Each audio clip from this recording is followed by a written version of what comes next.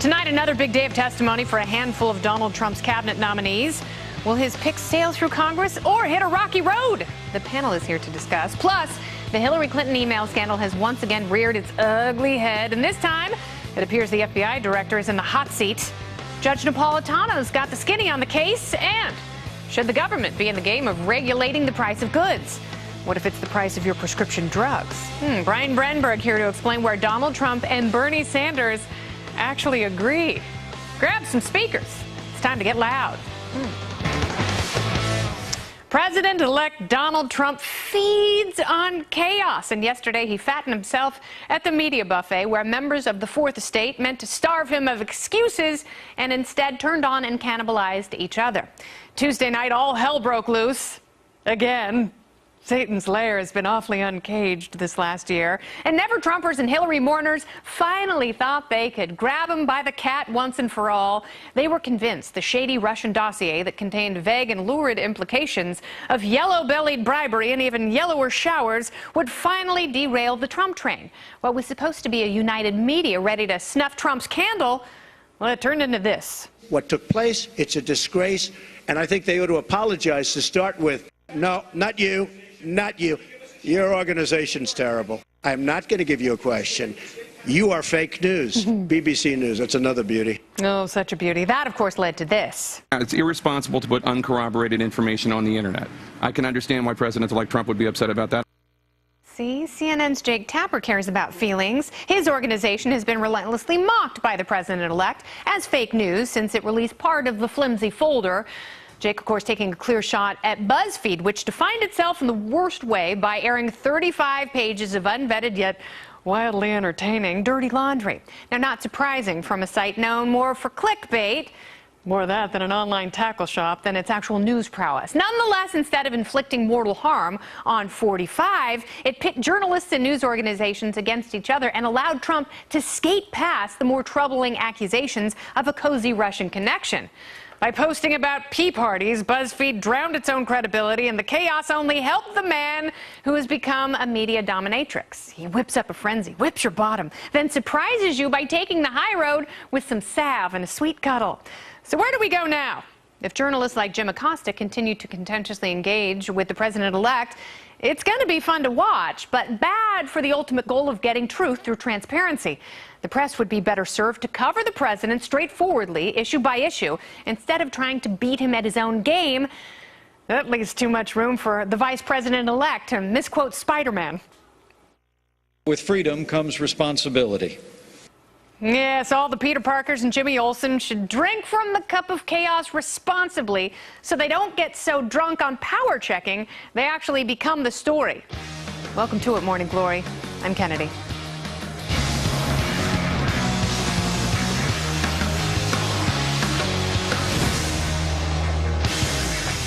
Trump and the media are in a scrum over a steamy Russian dossier, and he's not even been sworn in yet. So what does that mean for the next 4 years?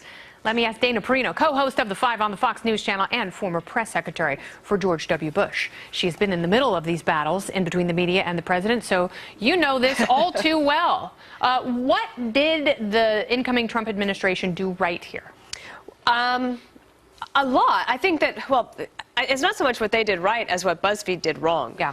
What BuzzFeed did was so wrong that even other media turned on BuzzFeed. Yeah. So the incoming Trump administration didn't have to do anything except for pointed out that other reporters and journalists had not done what BuzzFeed did, and so that's already a win. Yeah. I do see a distinction between CNN and BuzzFeed. Yeah. Lumping them together I don't think is fair, but I also, it's hard for me to compare. I mean, I didn't get into a scuffle between a reporter and President Bush in this way. Yeah. And this is all new. So, you know, my motto, embrace the chaos, because that's what we're having. Yeah, it is certainly. That's what's being served. Yeah, it is certainly chaotic, and what I thought would be a united media against Trump, as you point out, well, they turn on each other. Here's the other thing, but here's what the media did right, in large part, is that what we find out is that this 35-page dossier, yes, we are going to use so the French fancy term, had been circulating for months. Yeah. Okay, so somebody's shopping it around to different reporters for months. because we know this because now reporters are saying, yeah, I saw that back in July. So did that set off a frenzy? So if BuzzFeed is the first to publish it, is that why other places, because what I'm saying is that actually bodes well about the media in large part that so many did not do it until BuzzFeed, the clickbait scene. Yeah. And, you know, look, we're coming off of this big WikiLeaks extravaganza where we're in a whole new world, right? It's the Wild West of media reporting. All right, so what should the media do at this point? I mean, I say they should cover these things straightforwardly and not give in to the aggression and the reaction. If BuzzFeed had actually practiced normal journalistic principles, then we wouldn't even be having this conversation because it wouldn't have happened. So we know that the document existed. One thing I find curious is that if so many reporters had this document for so long, did none of them actually ever take it to the Trump campaign? I find that a little hard to believe. Yeah. So I don't know if anybody, it sounds to me like maybe they never saw it, but just given the sheer number of people who had copies of it outside of the government, after the FBI gets a hold of it, and it's not just John McCain who sends it to the FBI, but others said the FBI had already had it. So this is like a widespread document in Washington that no one is touching. It makes me wonder what else is out there. Well, like, what other information are people sitting on? Whether the pieces of information. The idea of privacy is, I think, over, and every CEO needs to realize that they are now responsible for cybersecurity. This is not the chief intelligence officer's job any longer. This now rests on you, and I guess part of that is to explain to your employees and your salespeople and your customers that privacy is gone. Yeah. And I think that we just have to accept that. Privacy is gone, and we'll see if media diplomacy is well, and how this media, this press pool is going to cover the president. You know, look, I think that things could settle down. The media and the administration kind of need each other. Like Donald Trump's base loves it when he goes after the press, and the press needs him because they need to tell the story about the administration, as you were saying in your monologue. All right. Dana Perino, thank you very much. Thank you. Let's meet tonight's Gilded Party panel. It's Julie Roginski, Fox News contributor and political consultant. Rich Lowry is here. He's the editor-in-chief of National Review. And Catherine Maggie Ward, the editor-in-chief of Reason Magazine. Two editors-in-chief. All right, party panel, welcome to it. Hello. Let's make this the finest night of the week. Donald Trump has begun railing against U.S. intelligence agencies for claims that Russia hacked the election, resulting in a Ruski-backed Trump presidency. However, they appear to stand together on the new alleged stockpile of Russian blackmail. We're told National Intelligence Director James Clapper last night spoke with President-elect Trump and reportedly told him that he's dismayed by leaks appearing in the press and finds them corrosive to national security. Trump later tweeted, quote, James Clapper called me yesterday to denounce the false and fictitious report that was illegally circulated. Made up, phony facts, too bad. All right, Rich Lowry, I will start with you. What is the status of the relationship between Donald Trump and the intelligence services? I would say not great, but all the intelligence services are going to have new heads appointed by Donald Trump, so that should improve relations. What I don't understand about this is this dossier that's so explosive and so thinly sourced was not produced by U.S. intelligence or any intelligence agencies. Yeah. So for Donald Trump to be blaming U.S. intelligence for it is completely bizarre. So it was a shoot first, aim later. Right. You'd think one of the things he'd want to say about this is this isn't credible because it wasn't an intelligence document. Yeah. Instead, he's saying, oh, why did U.S. intelligence write this and disseminate this? Yeah, but so he wants to get really mad at someone, which I would too if there were things in there like that. Accuse me of all sorts of horrible, naughty, nasty things. But it is confusing because and not just from Trump, but also even from Clapper, it's like, well, we're very against leaks, but this wasn't a leak because it's not real. But even if it was real, we'd be against it. But we're not against it because it's not real. It's not real, it's not a leak, and it's not from the intelligence community. Yeah. So who should someone be mad at? And I think it's a little creepy that we're like already in the like loyalty oaths phase of our proceedings. It's like I want everyone to know that this semi-impartial government official came to me and said that he's on my side. Yeah. I don't need to know about people's sides. I mean, I would rather see Donald Trump, when he's talking about this issue, talk about how we've got too many intelligence services. I happen to agree with him there. And I think they do a disservice to the country by being so disparate and spread out. Am I wrong? You're never wrong. Thank you, Catherine Ward. Some people would say that, though. What the hell is going on here, Julie? You know what? I'll tell you what's not going on. James Clapper never said this was false. James Clapper said they just haven't been able to confirm that it's true. So I think the investigation is still ongoing. A, and then B, prove a negative. Exactly right, until you prove it as a positive. But Rich's point is actually very well taken, and I think this is what Donald Trump is desperately trying to muddy the waters on. Yeah. This was done, according to reports, by an opposition research firm for not a rival campaign, but for a rival super PAC of some sort, or organization supporting. So what does that smell like to you? It smells to me like about 1,000 people had access to this document, including, I think, half the media. I don't know if you guys had it, but apparently, like, people in Omaha, Nebraska, their local one seemed paper surprised had it. Nobody when seemed these surprised. allegations Right. were made public by BuzzFeed. And then they're presented to Donald Trump because apparently he's the last person to have seen this dossier. And then he gets upset because this leaked. He should be thrilled it didn't leak 6 months ago. Do you think it would have had an effect on the election, though? I mean, there are Hillary Clinton operatives who supposedly were also in possession of this, who sort of continued funding this Oppo research grab. I just think it's so fantastical, the most explosive allegation in this, and I think Trump was very credible. One, saying, look, I'm a germaphobe. Two, I know what it's like being in a foreign hotel room where people are monitoring you. Yeah. And I think he probably does. So this would have backfired. Germaphobes are naturally distrustful, not just of microbes. Right? You are, Rich Lowry. You know what's interesting? Now that Donald Trump, hotel owner, says all foreign hotel rooms are bugged, that makes me think about Trump Tower hotels in other parts of the country. Maybe he knows what he's talking about. You know what? And it makes me want to get a little freaky in there. Go ahead. Like, this is what we're hinging on. Like, we are reassured in American politics right now by the fact that our president is a sort of semi-compulsive germaphobe, and also that he's well aware of regular bugging of foreign hotels. Like, that's not reassuring. There are bugs all over the place. There are bugs in fluids. There are bugs in hotel rooms. Yeah. Well, you know what we need? We need a Liberty version of Orkin. We need freedom Orkin. Yes, we do. All right, 2 Trump nominees today testified on the Hill, and each would play a huge role in keeping us safe. Retired Marine General James Mattis, Trump's pick for Secretary of Defense, and Kansas Republican Congressman Mike Pompeo, his pick to run the CIA. Now, in testimony, each differed with Trump on Russia, saying the Ruskies do indeed pose a threat to the U.S., and they are not our friends. But perhaps even more alarming was an answer General Mattis gave in a discussion about all of the threats the U.S. currently faces. That would argue for us making sure we're adequately prepared to meet these challenges. I think deterrence is critical right now, sir. Absolutely, and that requires the strongest military. Do you think we have a strong enough military today in order to achieve that goal? No, sir. No, boy. Somewhat frightening, but keep in mind the guy could soon have a very big budget to justify. Julie Roginski, I will go to you since you are the panel's Russia expert. Yes. Being Russian. That is true. It seems as though General Mattis did have support from both sides of the aisle today. What is your read on the Trump administration's Russian policy and how someone like General Mattis would move forward with that? Here's what I'm a little confused about, which is not new. On the one hand, you have General Mattis, who gave a very, very strong presentation of why Russia is not our friend. Yeah.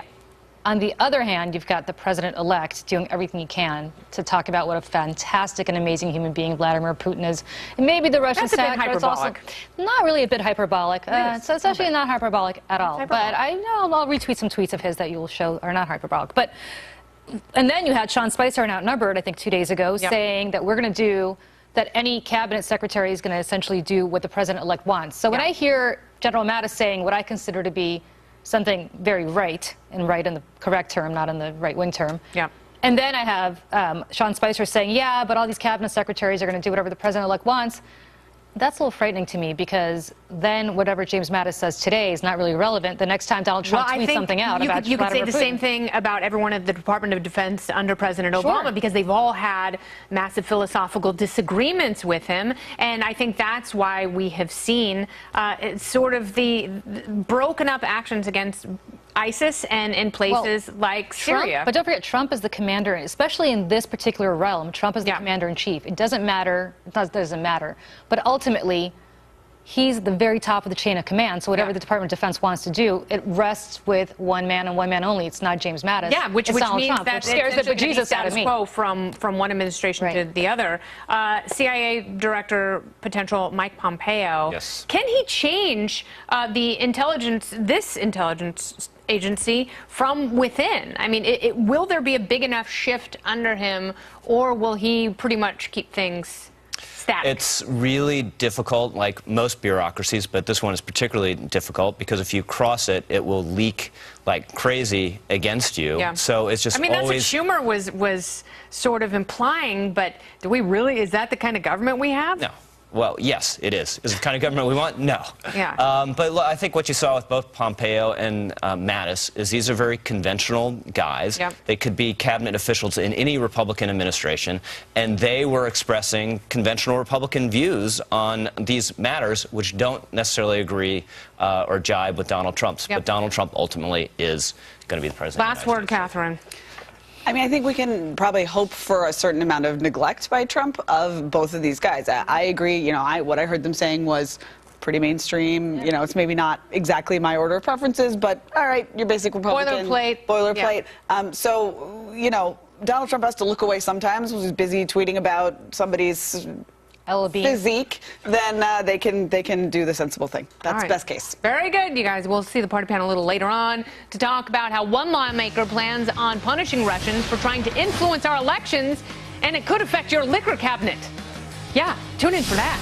Get a drink first. But first up, the Office of the Inspector General is looking into whether James Comey and the FBI followed proper procedures for their decisions about Hillary Clinton and her email investigations. All that leading up to the election, of course. Judge Andrew Napolitano is here to explain, and that is next.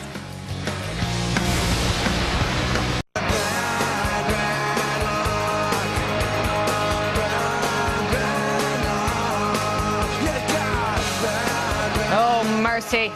Hi. An explosive new twist today, and that whole email mess that potentially sank Hillary Clinton's presidential chances. The Office of Inspector General is now going to review how the FBI handled the investigation, specifically Director James Comey. And this is interesting for two reasons. One, investigators want to know whether Comey followed proper procedures when back in July he recommended no charges be filed against Madam Clinton. That, of course, might have helped her.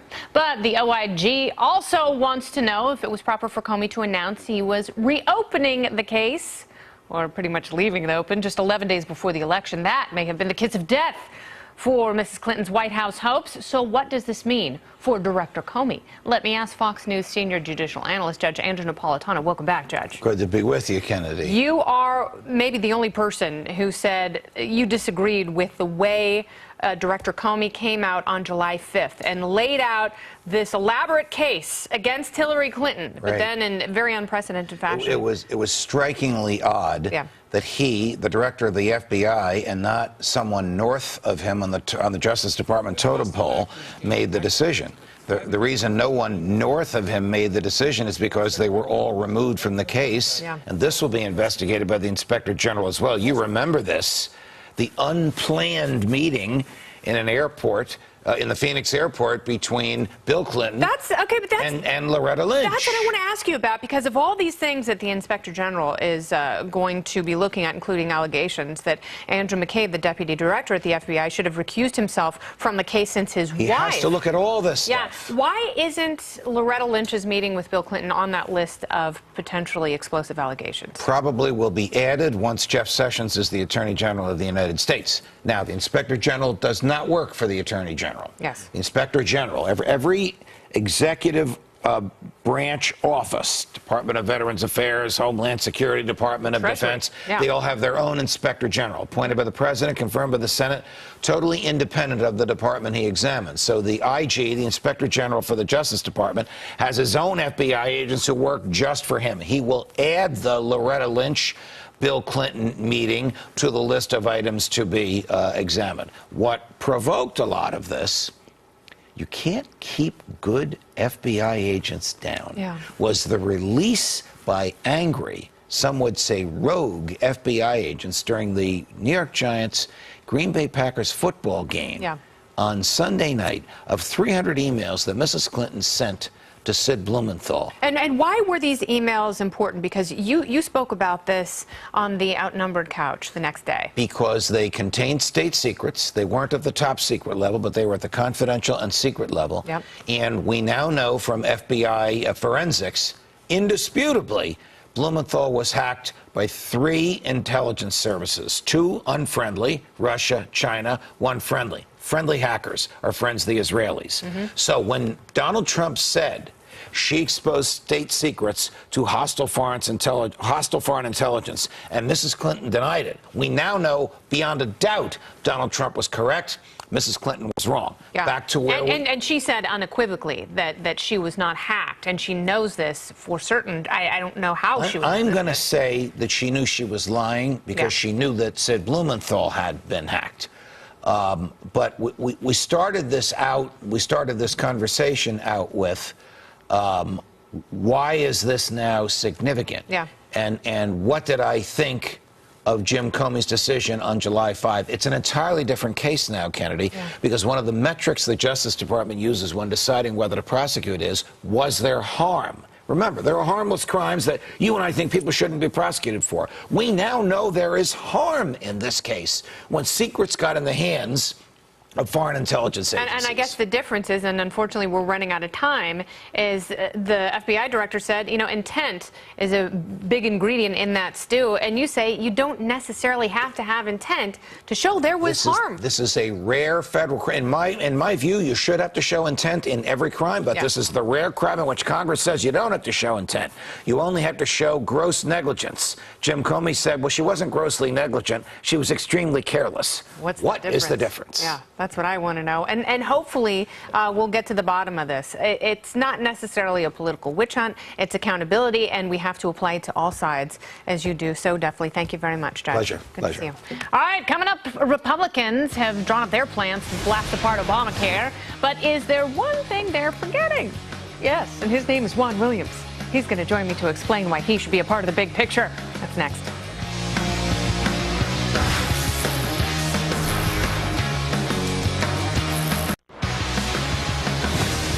Oh, the funeral for Obamacare has officially begun. The problem is, we really don't have a clear idea of when it's going to happen or if repeal and replace will happen at the same time. And the insurance industry claims that could be a multi-trillion-dollar mistake. Now, early this morning, the Republican-led Senate passed a budget that makes it easier to vote on a repeal. House Speaker Paul Ryan then said he hopes the repeal will be bipartisan.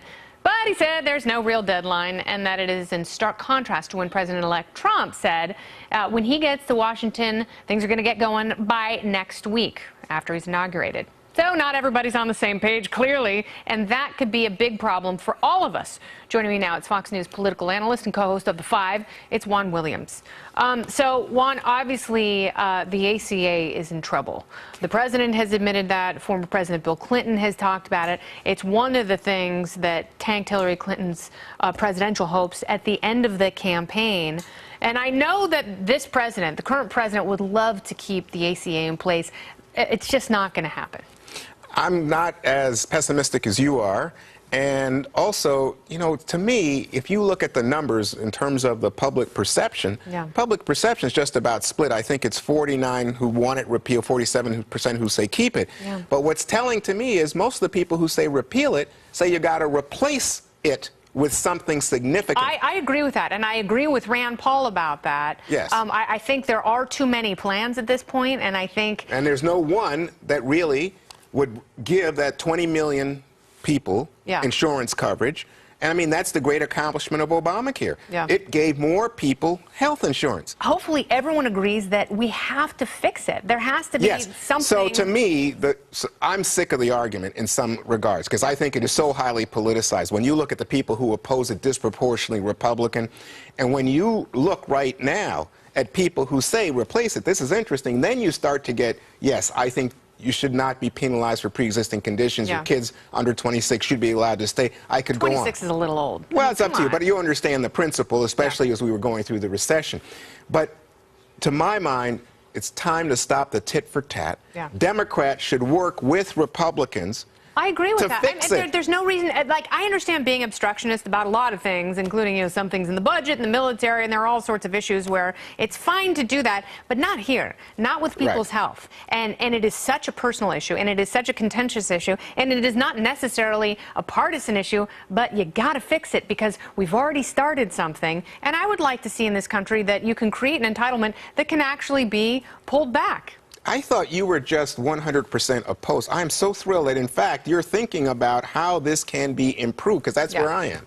Well, no, at this point, I think you have to replace it with something. Well, I would agree. You know, you can't put the toothpaste back in the barn. No, and I think that's what you're hearing not only from the Rand Pauls of the world, but, you know, I agree with Rand Paul on this. Mitch McConnell and Speaker Paul Ryan also.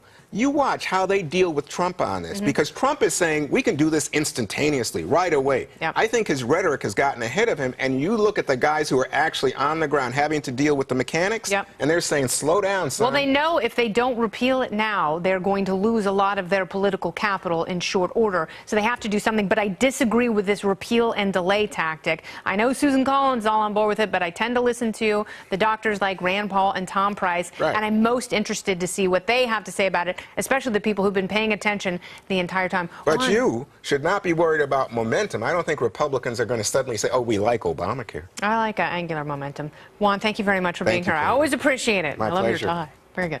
All right, coming up, the party panel returns. A scientific study claims one political party is better looking than the other. So which side are you on? Hopefully the hot side. Grr.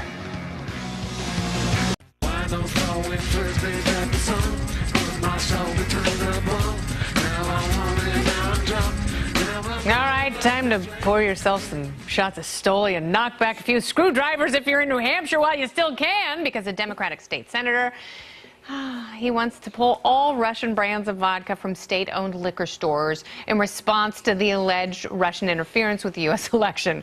Will this New Hampshire proposed bill have a noticeable effect on Putin's bank account? And could we get rid of borscht instead, please? God forbid. Bite your The party tongue. panel is here to discuss. Julie Roginski, Rich Lowry, and Catherine Mangue-Ward. Is this a states' rights issue, or is American vodka good enough to withstand the ban? From what I understand, actually, even the vodka with the Ruski-sounding names is mostly not Russian. So I think our selection of vodka will not be diminished. Here's the thing: I'm not a vodka drinker, but I feel like what do you drink? They came for my vodka, and I didn't speak up. And then they came for my bourbon, and then I'm going to have. You're concerned you're going to have an issue. Yeah. So yeah, I think. Sure, Vermont can do whatever they want here, but this is just the new Isn't Freedom it New Hampshire? Fry. Whatever. New Hampshire. Oh, Sorry. no, whatever. Sorry, viewers. How dare you? They're really different and Oh, yeah, there are no libertarians who read Reason Magazine in New Hampshire, and you just call them Vermonters. Sorry. You just said they were Ben and Jerry's. Those guys are not in favor of this vodka ban, though, I'm sure. The New Hampshire people? Yeah, of course not. Freedom. But, like, you know, it's like, we should all just drink Victory Gin and call it a day, maybe? Let's go full Orwell Victory Gin. This is completely wrong. It could be a Red Dawn scenario, and there could be Russian troops in the American heartland, and I would still not favor banning any brand of vodka. Good for you. I mean, did you think the whole Freedom Fries thing was a little ridiculous? I did. Yeah. I did. So first of all, as a Russian and a vodka drinker, if you're drinking anything but Grey Goose, you're already a moron, so you should have your vodka banned because Russian vodka is terrible, and you should always have Grey Goose in your martini. It is I don't think it's a very smart decision. If we're going to have an embargo on Russia, we shouldn't have an embargo on Russia. We should have embargoes on Vladimir Putin and his inner circle traveling to the West, or somehow segregate their ill-gotten gains. Take their yachts and give them to me. News anchors. We should do that too. But, New research suggests conservatives are better than liberals. Better looking? Yeah, you heard me right. According to the study in the Journal of Public Economics, politicians on the right are more good looking in Europe, the United States, and Australia. Libertarians scored just higher than a baboon's bottom. So, Rich, you are the token conservative on the panel, and a handsome chap indeed. So, they say that if you are good-looking, you perceive yourself as such, and you are stingy with your money. It seems a stretch to me. That you're good-looking, therefore you're more successful, therefore you don't care about inequality, you make more money, and then you want to keep become a Republican, and since you're so good-looking, you get elected. This didn't work for Mitt Romney, I'll point out. Poor Mitt Romney. But we do elect by and large, good-looking presidents. You know, our colleague Brett Baer just wrote this book about Dwight Eisenhower. Could Dwight Eisenhower win in this day and age? Probably not. No, and what a farewell speech he gave. It was kind of a bummer. He talked about the military-industrial complex. So, you know, I was joking about libertarians, but where do they fall on the scale? You know, Gary Johnson. These kind of studies. How about that naked guy at the Libertarian Convention? I was going to say, I feel like, unfortunately, America's view of libertarian attractiveness is shaped by the freedom jockstrap, which happened at the crucial moment of Libertarian Convention. Yeah. No, libertarians are always left out of these studies, but would confound. And off the presidential debate stage, I'll have you know. And I suspect would confound the finding that somehow the Republicanness and the wealthiness and the attractiveness are so closely intertwined. Yeah. And the authors do say, you know, I always feel like we need to stick up for the authors of these studies. They just say it's correlation. It's correlation, not causation. They made that point. Julie, you're super hot, but other liberals, not so much. I think John Thune is skewing the sample. And I think, thanks to John Thune, I think that's where you decided to plant that flag. How hot is John Thune? Of course. You put John Thune into any sample, and he raises the marginal, you know, he raises the average. The study was mostly of Finnish politicians, though. They're all good looking. They're Americans. They are big foreheads, though. Yeah, because they're further encephalized. Obviously better than us. Party panel, thank you so much. Catherine Rich and Julie Rakinski. And they're next door to people who make so-so wood particle furniture. Coming up, President-elect Donald Trump and socialist swashbuckler Bernie Sanders may not appear to agree on much, but they see eye to eye when it comes to how much drug companies charge for meds and whether the government should get involved so they stop killing people. I'm going to ask Brian Brenberg if government meddling is such a good thing. That's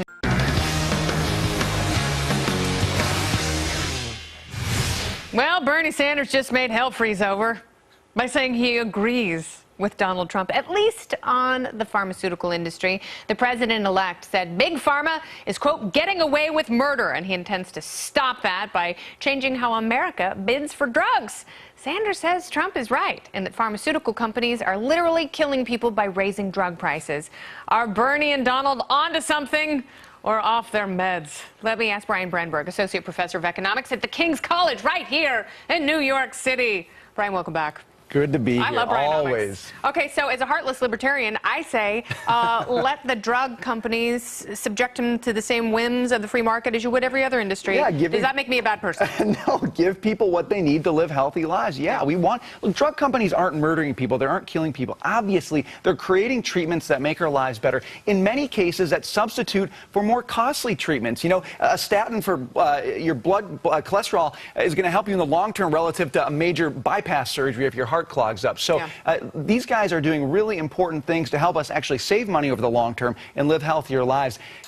Price controls aren't going to make their lives better. They're not going to make drug companies more innovative, and that means we get fewer treatments and less effective treatments. That's a really good point, because that is a long-term consequence that not only is disastrous for the free market, but it also turns us into Venezuela. Well, it turns into Venezuela, it turns into Europe. I mean, look, the idea that drug companies and Medicare are going to negotiate is such a farce. You don't negotiate with the federal government. Yeah, that's like the government negotiating with college over loan payments. Anything. Medicare is going to walk in and say, here's the drugs we want, here's the price that we want. And drug company says, I can't make any money on that. Medicare says, I don't care. We're going to pass a price control. Well, there are people who say we don't care if drug companies make money. Like, they should be making things to make people's lives better. What do you have to say about that? It shouldn't be a for-profit industry. So be internally consistent. You don't care about drug companies making money. You also don't care about them inventing anything. You don't want new drugs to exist. If you want to take that view, fine. But people who take that view never think about the long-term consequence. Okay, what happens 2, 3, 4 steps down the road? You get no new drugs. And that doesn't help anybody. Well, maybe we should get rid of the FDA. Maybe the FDA is really the thing that's standing in the way of drug companies being more industrious and going to bold frontiers that we never thought possible 10 years ago. Let's talk about supply and not just... The solution right now is we need to change the way that Medicare buys drugs. No, let's talk about the way that supply works. Let's talk about the role the FDA plays in it. The FDA exists to provide, make sure that drugs are safe, fine. But they also... That's not just what they do. Exactly. I mean, you could argue that the FDA kills more people by keeping sick people out of clinical trials and throwing up roadblocks that take years for drug companies to overcome so they can't get their products to market to actually heal people. Amen. And that's the problem. People say, oh, the FDA is keeping us safe. Well, yeah, but they're also putting us at risk by holding up drugs that could help us. Yeah. So how can we change that? How can we make that process go more quickly? It costs about $2.6 billion to develop a new drug, and it takes about 10 years to get it through. Think about how many people in that process are losing out on the chance to get an innovative treatment. Yeah. Okay. So what about some competition for the FDA? How about multiple agencies that could potentially approve drugs? And then you've got somebody overseeing it. I'm not saying it's perfect. All I'm saying is recognize the downside of the FDA process now, and let's talk about solutions. But let's not bully pharma companies for producing new drugs. Let's talk about ways they can become more innovative, more productive at lower cost. Yeah, and you know what? More drugs. That's a libertarian way. Brian Brenberg, thank you so much. Great to see you. Good to see you. Excellent. All right, coming up, does a new dandruff shampoo have the unwanted side effect of sprouting a clone out of the top of your skull? Find out next in the Topical Storm. It will amaze you.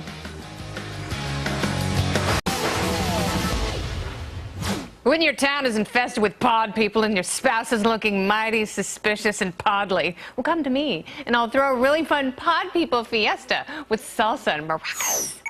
This is the Topical Storm, you lucky beast. Topic number 1. If you're like most people, at some point in your life, you'll compete for the Guinness Book of World Records coveted most consecutive stairs climbed while balancing a person on your head category. Good luck beating these guys, Say hello to John Quoc Giep and John Quoc Go, 2 Vietnamese brothers with too much time on their hands. You can see them here ascending the 90 steps of St. Mary's Cathedral in Granada, Spain, in under a minute. It's too bad they didn't just pop out as triplets, because that would have been amazing. The weird thing is, they can only go up and down stairs if they have a man on their head. Now check out what happens when they try doing it solo. Oh boy, that's a nasty tumble. Oh no, well maybe he'll get his balance though, or at least surely stop at the next landing. Nope, still going, like a human slinky. This is the same in effect as riding inside of a laundry machine filled with bricks. But don't worry, he's actually okay. He became our former House Speaker Newt Gingrich. And thanks to, he's been taking his vitamin supplements, and his wife Callista plays the French horn. Topic number 2. Ow. When it comes to politics, celebrities are usually ham-fisted hacks, whom former House Speaker Newt Gingrich has compared to gerbils. Now this time, they've broken free from Richard Gere's pitless bottom and decided to employ a little irony and channel one Gloria Gaynor by singing and William Shatnerizing the breakup rebound classic, I Will Survive. And so you're back. You have to march from outer space. I just walked in to find you here with that sad look upon your face. Oh, no, not I. I will survive. Oh, as long as I know how to love, I know I'll stay alive. I've got all my life to live. And I've got all my love to give. And I'll survive. I will survive. Hey, hey. I like that part. Oh, Matthew, Jesus God, your stupid car commercials were better than that. You may survive, and my eardrums haven't. Let's see how the animal world reacted to the anthem.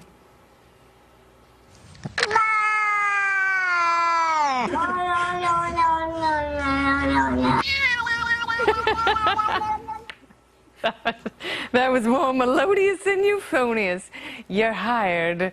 Topic number 3.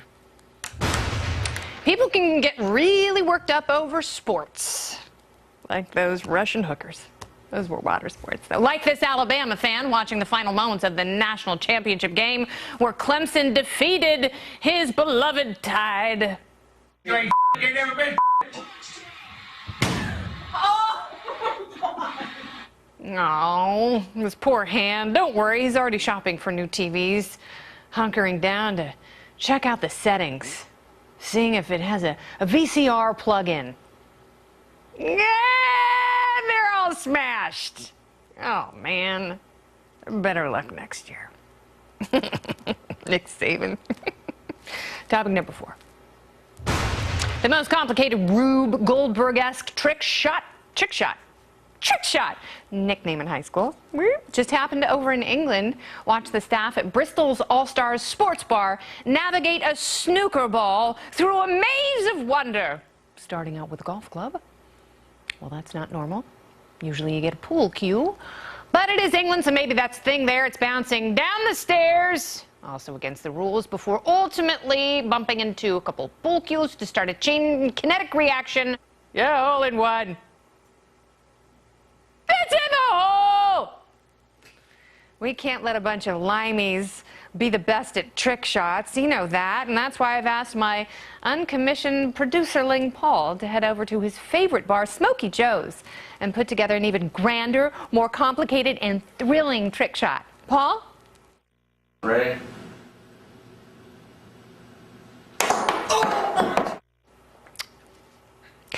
We did it. USA. USA. Paul's not going to have kids. It's okay. He's got a good sweater collection. Topic number 5. One day I had a hangnail at the DMV and bop was stuck in my head. I thought that was the most annoyed I could ever be. And then I read your viewer mail. Texan vet hits it off with, "You're such a fake. It's obvious you're a socialist." Come on, man. Real, bro. I know it looks like I can be a bucka Baywatch, but Kevin writes, "Politics is not your thing." Really, Kevin? What is my thing? I asked your mom, and so did everyone else. And you know what she did? She treated the world like a candy shop, and she licked everyone like a lollipop. Ghost tweets, "Get rid of the granny look, please." Oh, Ghost, have you been in my panty drawer again? I got 'em pulled up to here, underneath these real beauties. Penelope Antelope. She's up at it again. "No more Kennedys. I hope you are Spade." I'm not Spade, baby. I got like 2 kids at least. IMQ says, "Your 7-year-old is more mature, worldly, and politically astute than you." She actually is. She has some pretty profound thoughts on that wall. She thinks the whole thing is just an exaggeration. I'm not even lying about that. Jerry closes up the basket with, "At Kennedy Nation is one lamb idiot." Jerry, it's not nice. It's not good. In fact, it makes me feel bad. Thank you for watching the show tonight. You're a bro. You can follow me on Twitter and Instagram at Kennedy Nation News, #TopicalStorm. On Facebook, it's Kennedy FBN. Email KennedyFBN@foxbusiness.com. Your mom did a bunch of times. I'll see you on Neil Cavuto's show on Saturday. And Jesse Waters as well. I miss you already. Goodbye.